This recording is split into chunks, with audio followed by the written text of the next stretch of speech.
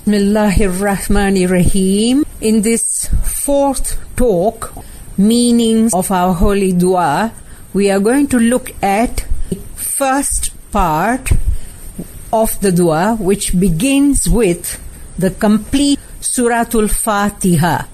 Suratul Fatiha is considered to be the most important surah of the Holy Quran. It consists of 7 verses, as we have already heard. It has many names, but for instance, Suratul Fatiha means the opening chapter.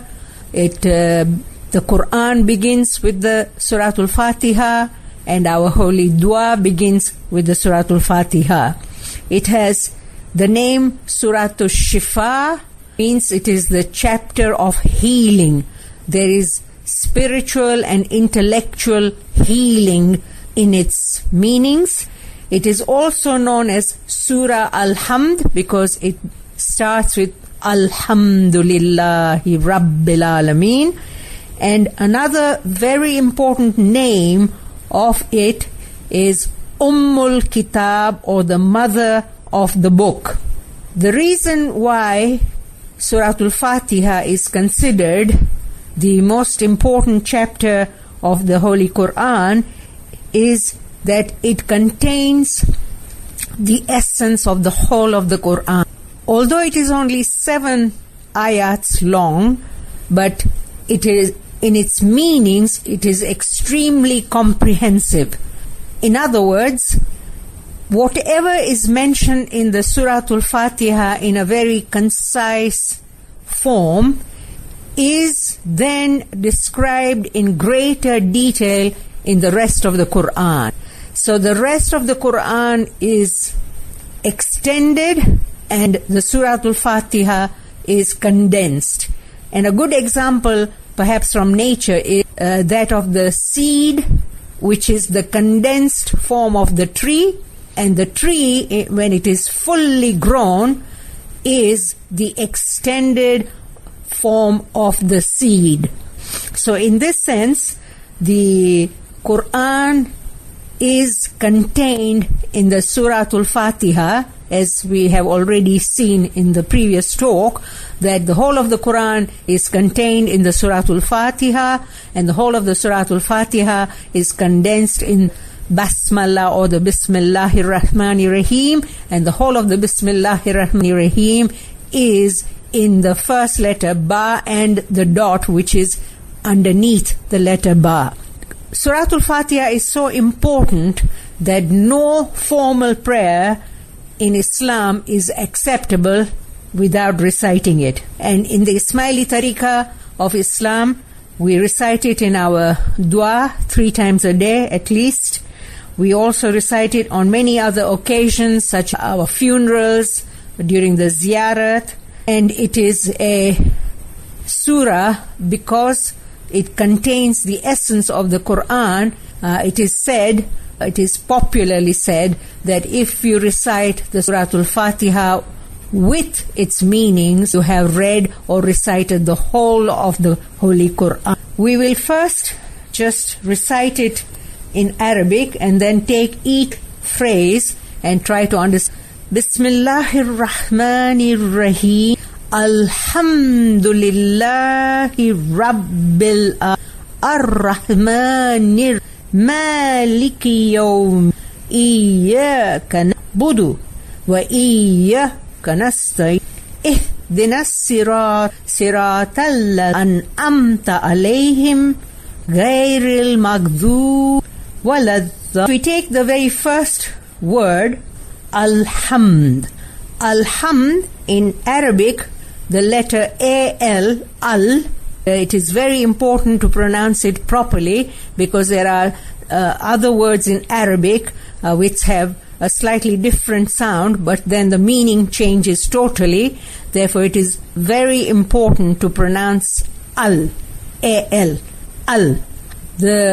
2 letters al, they are called the definite article language. Therefore, this would be translated as the, and hamd means praise. The praise. Now, why is it the praise. In our later editions of our dua, the translation has actually corrected, because in the past we had all praise. The praise is important because praise can be ordinary praise or it can be special praise. We Muslims praise God specifically through the teachings of our Prophet Mustafa sallallahu alaihi wasallam, and through the ta'aleem, the teachings, the guidance of our. So we praise God in the light of the teachings of the Prophet, and this is why it is specifically the praise. And since it is God's will that there should always be either a prophet in his time or the imam in every time to teach people about the recognition of God, then this sort of praise is more acceptable to God, because this is the praise taught by them. Next phrase is Rabbil Alameen, which is translated as sustainer or nourisher of the world. When we think about the meaning of the sustainer of the worlds, Alameen is a word which is mentioned 73 times in the. What are these worlds? Are these worlds simply the worlds of the galaxies and the universes and the planets and the stars? These are physical worlds. Or can this have a deeper meaning? In our esoteric tariqah, we have been taught that these worlds are actually personal worlds, or the words of Maulana Jafar Sadiq alayhi salam. He said, by Alameen is meant people, and each one of them is a world.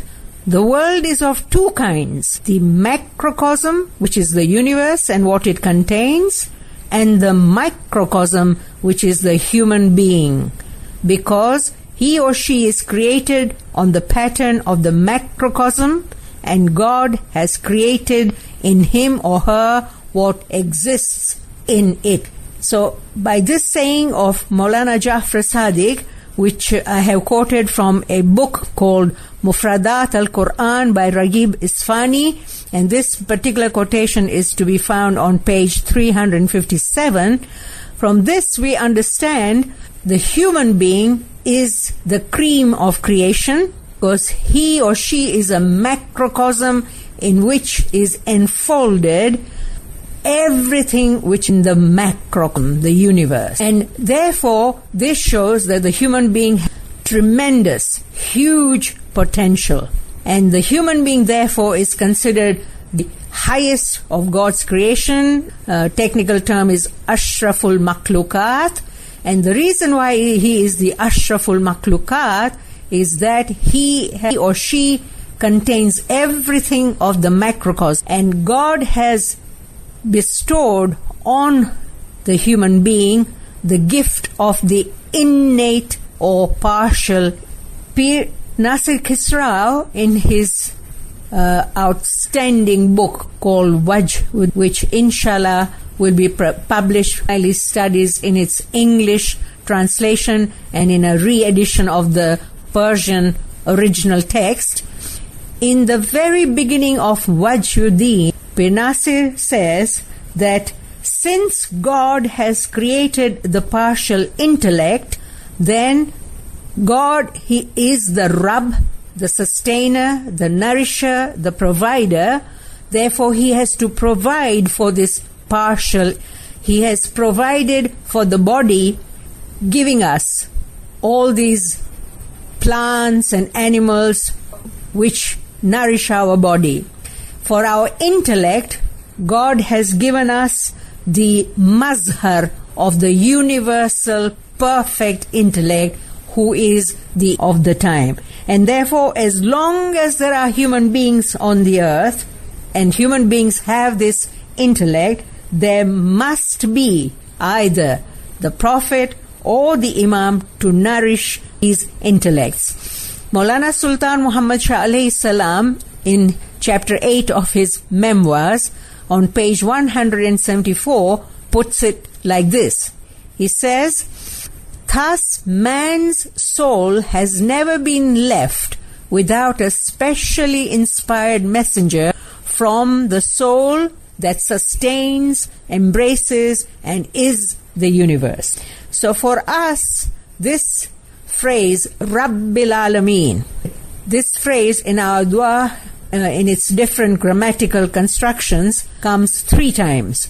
This phrase, Rabbil Alameen, is an extremely significant phrase. It is one which each one of us, when we recite our dua, should understand properly, because in that way we will understand immense potential that God has given us. And not only has He given us immense potential, He has bestowed on us the rational soul or the partial intellect. And not only that, He has also given us the universal intellect, universal soul, which nourishes us, sustains us, which helps us to progress our partial intellect to become the perfect intellect. Or this guidance helps us to develop our microcosm, that we can unfold, actualize the macrocosm which is enfolded ourselves. Having explained Alhamdulillahi Rabbil Alam, we go on to Ar-Rahman, and here we have 2 attributes, 2 descriptions, God, Rahman, and both of them have the same root, as we can see even from the English translation, that the common letters are R, H, and M. Rahman and Rahim. Rahman is a very special name of God. Therefore, when Muslims want to give this name to their children, to their boys specifically, usually call them Abdurrahman. Whereas Rahim is a common name of God, and we can call our male children Rahim without prefixing it with Abd. Abdurrahman, servant of the compassionate. So Rahman and Rahim both mean mercy or compassion. But why are these 2 names? The name Rahman is special, but its meaning is very general. It means that the mercy of God reaches everything in everything, from mineral soul to vegetative soul to animal soul to the rational soul. Angels and everything in God's creation receives the mercy of God. But the name Rahim, although the name itself is used generally, but its meaning is very special. The mercy which is contained in the name Rahim is special mercy. And this special mercy is linked to the sustenance or to the nourishment of the intellect which is in the human beings. That mercy manifests in the form of divine guidance, which has always continued in the world, because there have been human beings in the world who need to have divine guidance in order to develop and to progress their partial intellect. The phrase after that is Maliki Yawmiddin, which translates as the king. Malik is king of the day of religion. The word Malik you can find in the Holy Quran in many. It is says Mulk, which means kingdom of Malik, which is king and refers to Allah. Malikul Mulk, which is of kingdom, which is king. Mulk as the great kingdom. Al-Muluk, kings, is also in the words Malak, angel, or its plural Malaika, and in Malakut, the world of souls and angels. So the word Malik has many different forms Yawmiddin, translated as the day of judgment or the day of resurrection. Interesting to note that here God's being king or Lord is connected with the day of judgment. And there's a very important message in this world. People are given free choice because we have free will.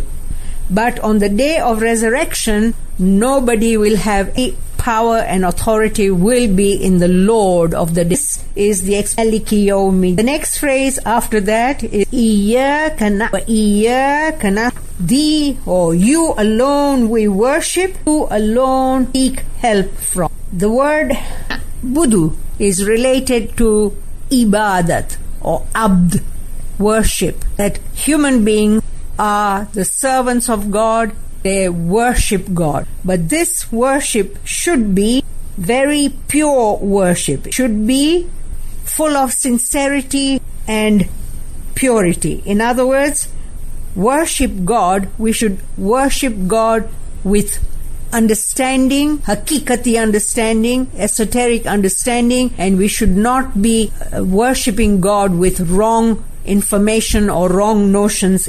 And the interesting thing here is that what is the means through which we can have love for God, pure love for God? And the answer to this is in the Quran itself, where God says in Surah 3, Ayah 31, say, O Muhammad to human, if you love Allah, follow me.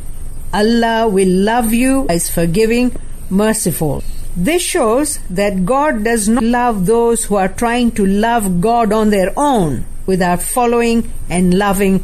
So it's important to realize here that not worship God directly. We worship God through His vicegerent, through His mazhar, the Prophet and the progeny of the...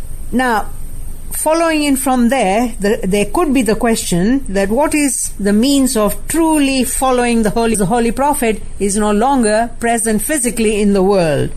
So the answer to that is that the only means of following the Prophet is love and friendship of his relatives. The Quran in chapter 42, ayah 23 says, say, O Muhammad, unto humankind, I ask of you no reward for conveying the message of God, except friendship for relative. And here the relatives is not the extended family, but the direct descendants of the Holy Prophet, who are the Imam. So the worship of God is done in the light of love and friendship for the Prophet, and that love and friendship for the Prophet is today directed towards his direct descendants, who are the Imam. And once we have worshipped God in this sincere, in this pure way, with love and friendship, then we ask for Iyyaka nasta'in. We ask for help. We are seeking help in this particular prayer. We are saying, and from you alone we... After this we go on a very important, up to Iyyaka nasta'in, we have praised God, Alhamdulillah, because He is the sustainer of the personal worlds, who are human beings, and He has a general mercy which is for the whole of creation, and a special mercy which is for the partial intellects, which are the human beings. And we have reminded ourselves, in His mercy, God has given us free will up to the day of judgment or the day of resurrection, of which He is the... And we have said we worship God alone through the messengership of the Prophet and the imamat of the Imams. And we have said that having worshipped God truly through the Prophet and the Imams, we seek His help. But now the next remaining part of the Surah Al-Fatiha is a prayer. We are asking for something. We are asking for guidance on the Sirat al-Mustaqim. Ihdinas Sirat al-Mustaqim. Guide us on the straight. So here, ihdinas, the word ihdi is related to the word hidayat, and the one who gives hidayat is called the hadi. So guide us on the straight path. Sirat al-Mustaqim, the straight path or the right path. The beauty of Sirat al-Mustaqim is that it is the shortest path, a soul which is here in our body on planet Earth, to our ultimate destination, to merge in the will of God. So the Sirat al-Mustaqim is the right and the shortest path, and the straight path, because that's the beauty of a straight path, the shortest distance between the beginning and the end of the journey. Any other path which is not straight would take longer. So we are asking here for guidance on this straight path, which is the shortest distance between ourselves, and we are then going on to say Sirat al-Ladina an'amta alayhim. So we are asking to be on the path of those upon whom God has sent His ni'mat, His favors. An'amta. An'amta comes from ni'mat, favors or blessings. So who are these? In order to know who these are, we have to look at the Quran in Surah 4, Ayat 69, where we find that this group or groups whom God has favored are the prophets, the truthful ones, which is the technical name, Siddiqeen, which is the name of the wali of the Prophet or the asas of the Prophet, who is the first imam of this Prophet cycle. In our case, Nabi Muhammad was the Prophet and Hazrat Ali was the asas and then witnesses. The imams are the witness, because the imams are from the progeny of the Holy Prophet and the asas. They are witnesses in the sense that on the day of judgment, they will witness everything that we have done here, we have followed their guidance or not. And then there are the righteous ones and the followers. So the path of those who are favored are the prophets, the asases, and the hujjats or peers.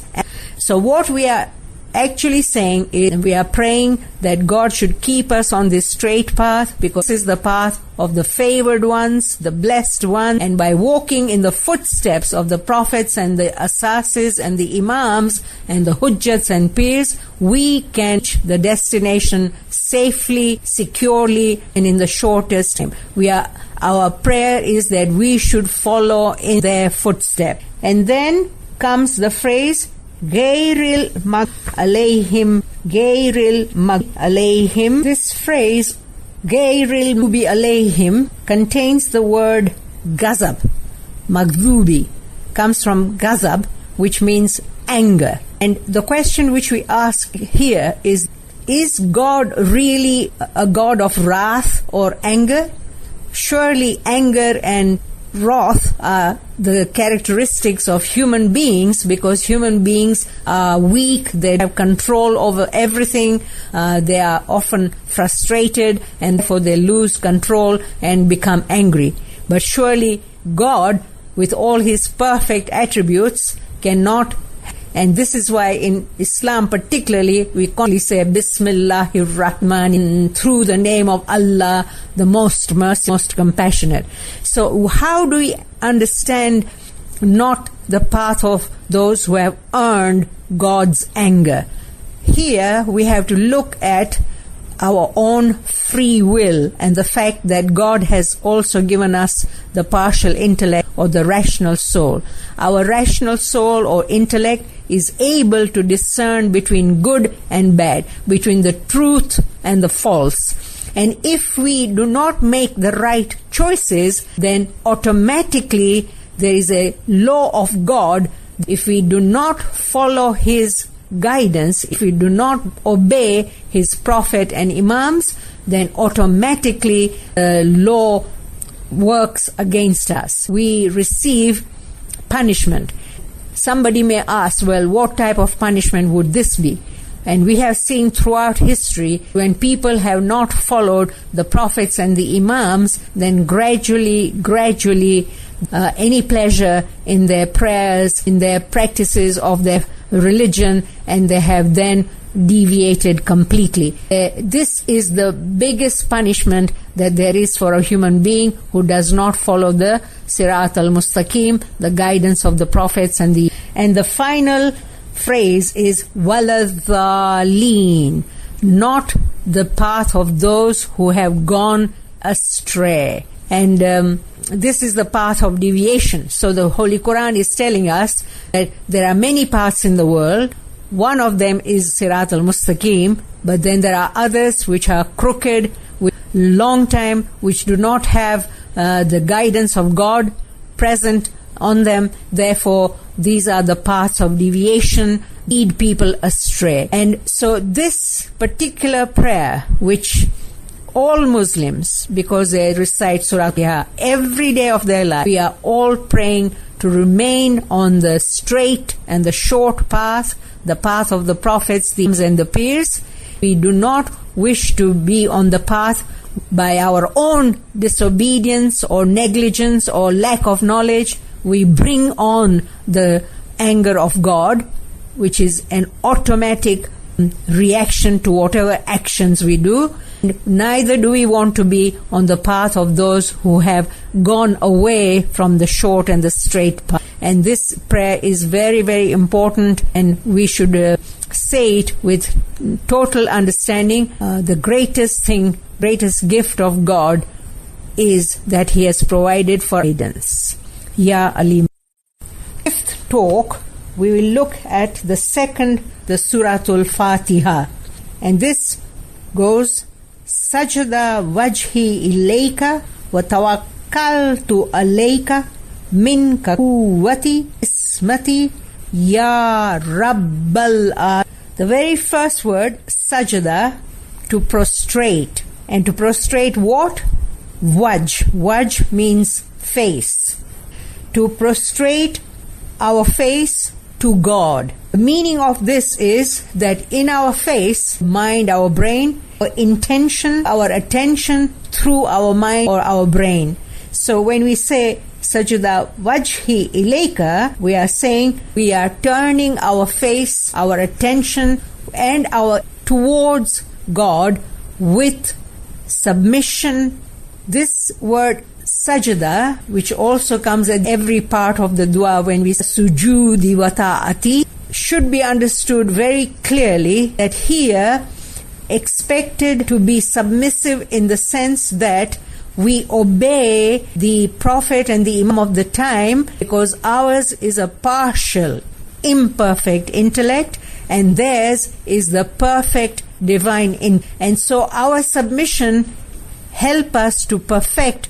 Is nothing debasing or humiliating about submission. It is because of this that the Holy Quran in Surah the Clot or Al-Alaq says in the last verse, which is 19, Wasjud waqtar, prostrate yourself and come closer.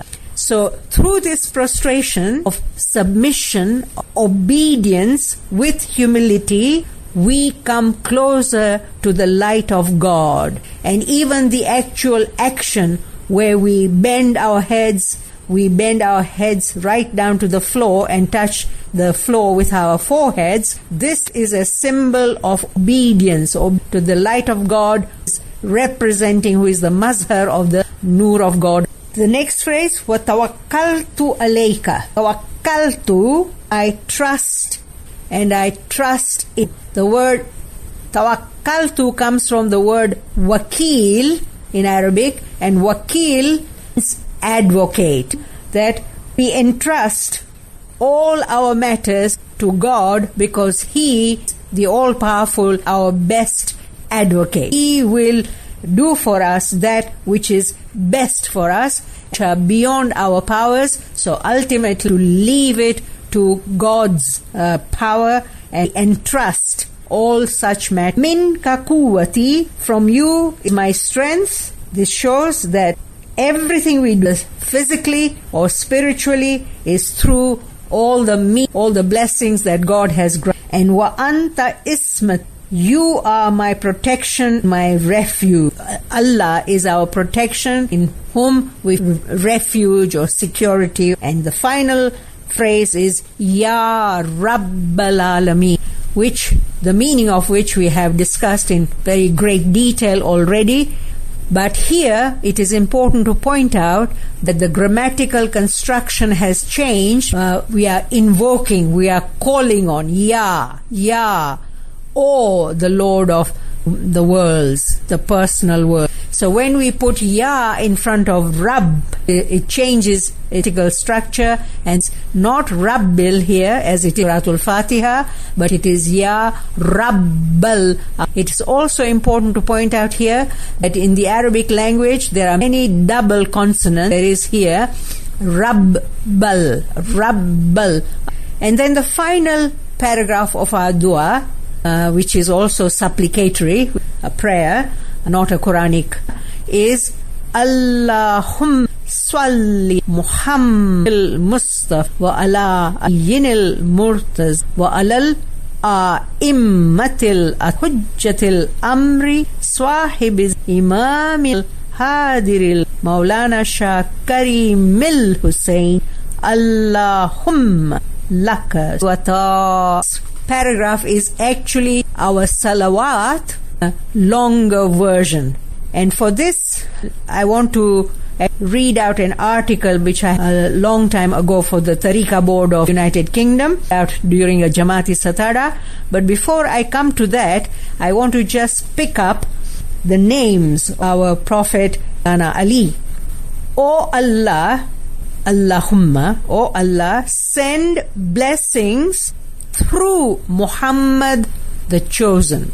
In its exoteric form, people think that we are asking God to send blessings on Prophet Muhammad and on Hazrat and on the Imam. But this is the exoteric, it is not the batini or the esoteric thinking. And perhaps when I read the article and record it, you will realize why we are saying that. But another reason for that is the Prophet himself in Surah 21, ayat 107, is called Rahmatal lil Alameen. The ayat which I was looking for in Surah 21, 107 reads, وَمَا أَرْسَلْنَاكَ إِلَّا رَحْمَةً لِلْعَالَمِينَ.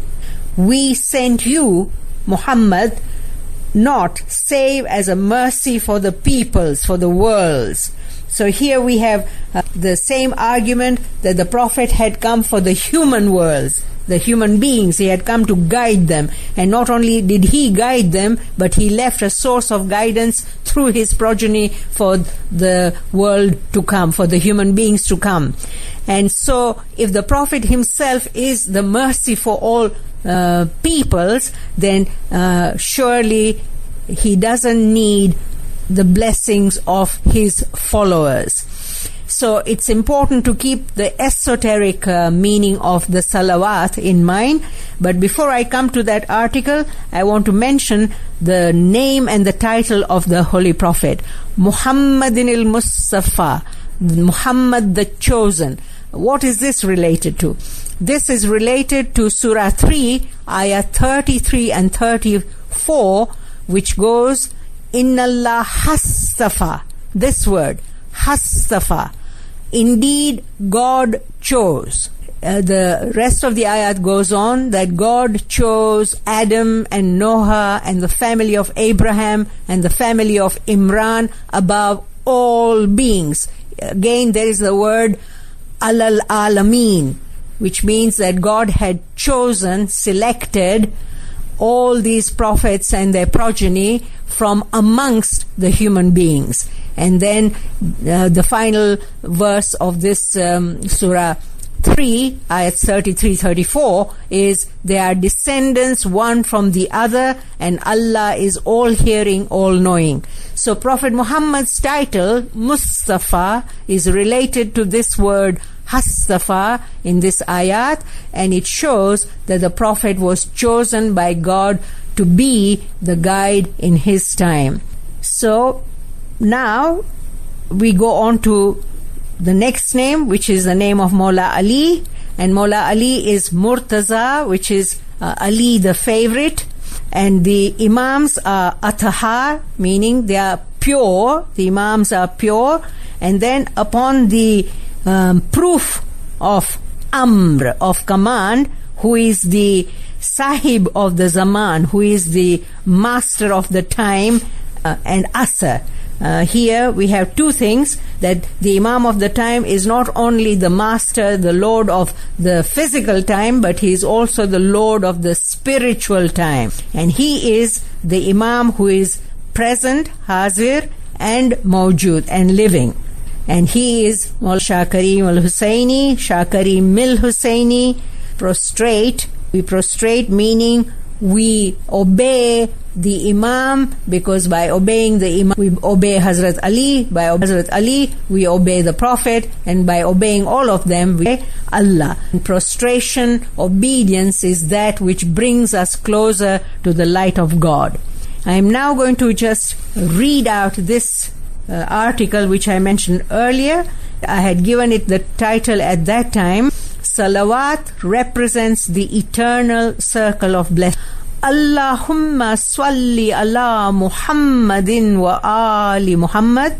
That is, O Allah, send blessings upon Muhammad and the progeny of Muhammad, is not only of necessity a repeated prayer in our Jamaat, but it is also a much favored tasbih recited by Ismailis everywhere. What is the Quranic basis for the salawat? In Surah 33 of the Holy Quran, there are two separate ayat which particularly deserve to be studied carefully. Ayat 43 says, He, Allah, it is who blesses you, and His angels bless you, so that He may bring you out of darkness into the light, and Allah is merciful to the believers. In other words, Allah sends salawat or blessings on the believers, and so also His angels, so that the darkness of evil, ignorance, disbelief, etc. can be taken, removed from us, and to bring us to the light of guidance, belief, and good. Later on in Ayat 56 of the same chapter, chapter 33, it is stated, Indeed, Allah and His angels bless the Prophet. O you who believe, ask blessings on him and submit to him as ought to be submitted. These two ayats show that Allah and His angels send blessings on the Prophet and the believers. And the believers in turn are asked to send blessings on the Holy Prophet. The intellectual challenge posed by these ayats is to reflect on the rank, on the degree of the blessings sent by Allah and His angels and those sent by the believers or more. It is obvious that the salawat sent by Allah and His angels on the Prophet is in the form of the exalted mission of the Holy Prophet to lead people out of the darkness of disbelief, ignorance, and evil to the light of guidance. And on the other hand, when believers are asked to send salawat on the Prophet, it is in the form of accepting and submitting to the light of guidance and showing gratitude. Thus, the recitation of salawat becomes an eternal circle of blessings for mu'mins, in that they are sure that Allah always answers their prayer for light and guidance in the presence of the progeny of the Holy Prophet.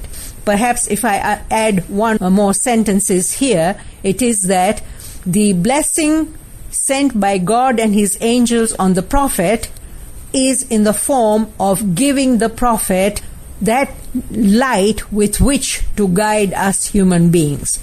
And when we human beings are being asked to send salawat or blessings on the Prophet, it is not that we sending blessings on the Prophet, but we are actually praying the Prophet should take us out of ignorance and negligence and disbelief and give us the light which Allah has given him, so that we are guided on the right path. Salawat is such an important prayer for us that it is recited every time we say the holy names of the Prophet.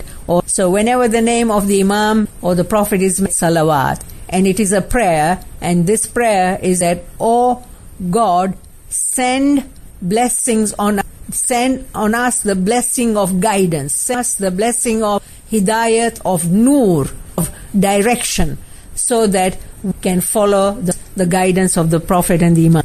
We recite salawat at the beginning and end of the recitation talikas. Salawat is recited during the Chandrat Majlis every month. Our 48th Imam, Maulana Sultan Muhammad Shah Salawatullahi Alayhi, recommended the Jamaat to come together to pray on the night of Chandrat and to do special recitation of salawat. That is, to recite more and more salawat. We recite many salawat tasbihs during our funeral ceremonies. Every day, 3 times a day, in the last paragraph of the first part of our dua, we recite the salawat in all its detail by saying, "O Allah, send blessings through Muhammad the chosen, through Ali the favorite, through the Imams the pure, and through the proof of your command, the Lord of the time and age, the present Imam Karim al-Husseini." We say this with the understanding that we are beseeching Allah to help us to remain the obedient followers of the Prophet and his descendants, the Imams, and to never deviate from the Sirat al-Mustaqim. Ya Alima. On part 3 of Bismillahir Ya Mir Rabbika Wallah, from Surah 5 Ma'idah, and it all convey that Allah has something missing. Although it says convey that which from your Lord, it doesn't tell you what was to be conveyed. Ayat, the final pilgrimage Prophet, he had performed the final Hajj on the journey revelation, the emphatic way. If people say the Prophet was Tanzil, the Quran, 22 years already, and this was just 3 months physically. So what is this ayah? The answer to this is to be found the book of Sunni commentator. The name of the book is Ad-Durri Man. It is by this commentator that has been published in Egypt, and in volume 3 on page 398 it is said, Ibn Mardawayh has narrated from Ibn Mas'ud that this verse used to be recited during the lifetime of the Prophet as follows: Ya ayyuhar rasulu balligh manzila ilayka mir rabbika anna aliyan mawla al-mu'minina wa illam taf'al fama ballagta risalatahu wallahu ya'as. So according to Sunni writer, it seems that a whole sentence missing from this, and when this ayat is read in its complete form, then it makes more meaning. It means, O messenger, convey the command has been revealed to about Ali, that he is the master, the Mawla of the Mu'mineen.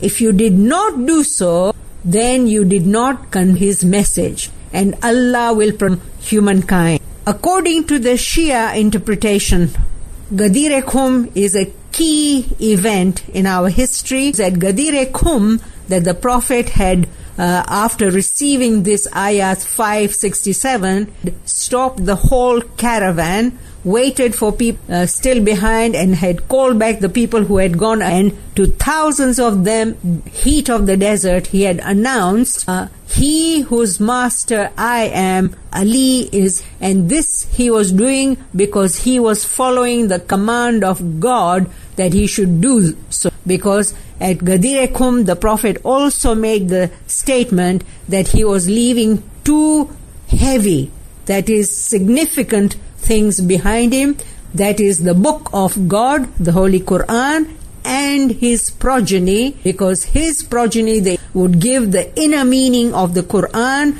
who would give the ta'wil of the tanzil of the, and in that way keep Islam a dynamic faith which would be practiced according to the time. From here we go on to the next section, is 4 statements. La ilahul hayyul qayyum. No God except Allah, who is ever living and everlasting by himself. In this statement, the supreme Al-Hayyul Qayyum. Al-Hayyul is also to be the famous Ayatul Kursi, and all Muslims believe the Ayatul Kursi is greatest of all the Ayatul Kursi. First statement is La ilahul hayyul qayyum.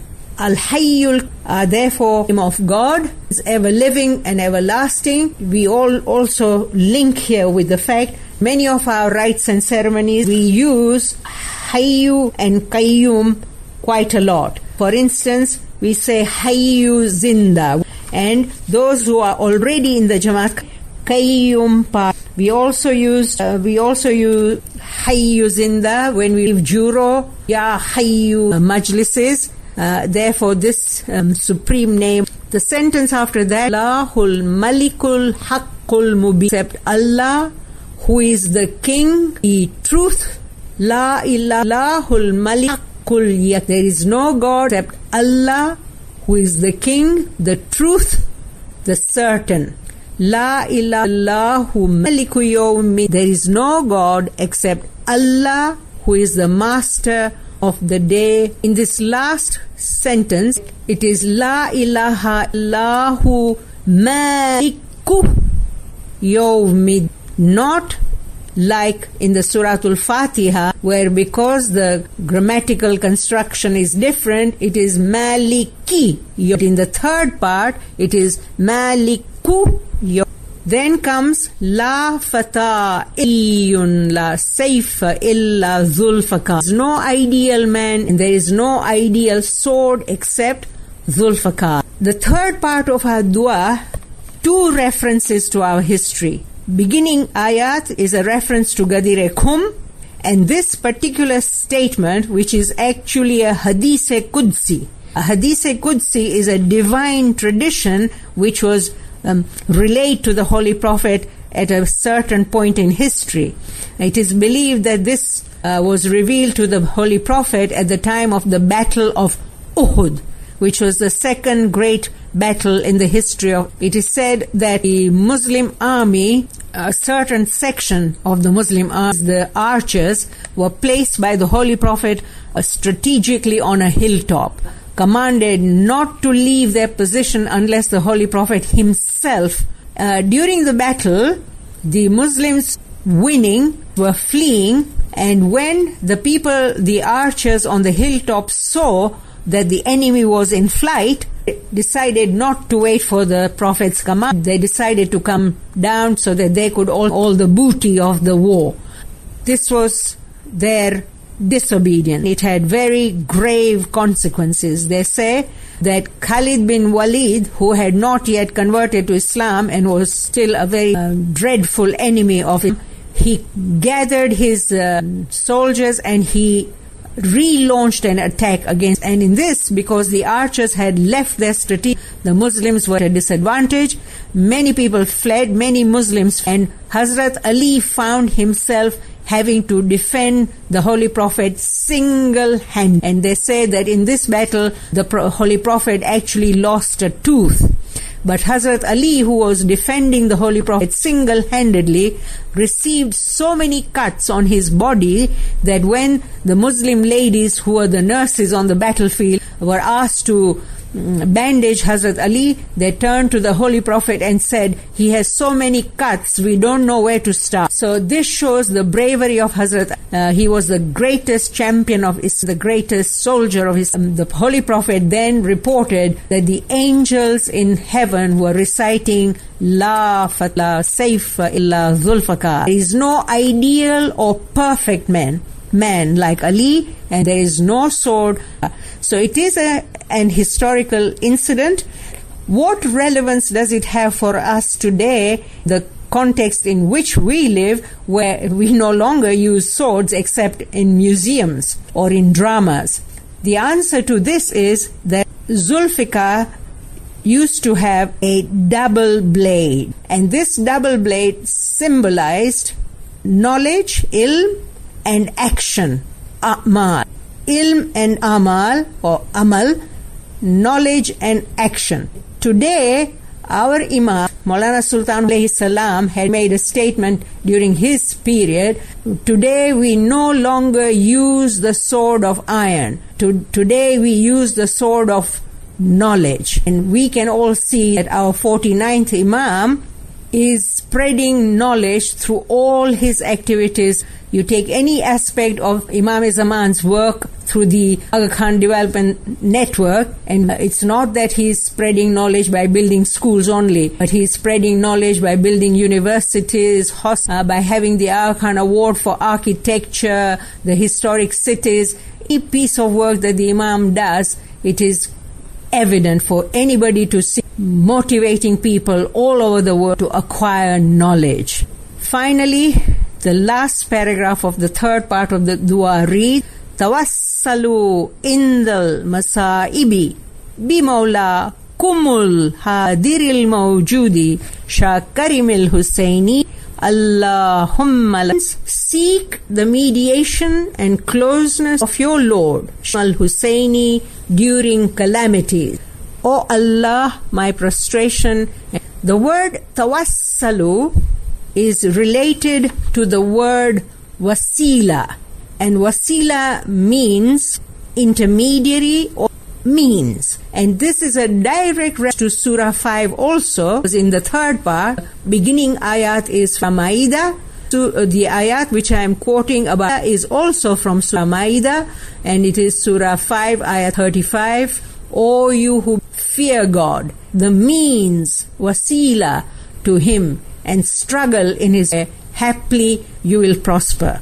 This word wasila means intermediary, a means to go through, and this is a very emotion. This is a concept underlying that God has always a vicegerent, a means to Him.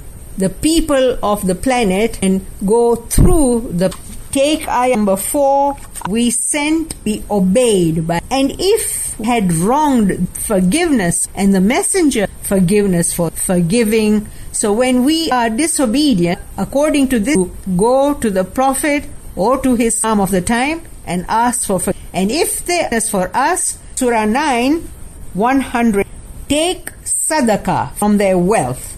And this is addressed to the Holy Prophet, sadaqah, the wealth of the, so that they thereby be purified, grow, and pray for them.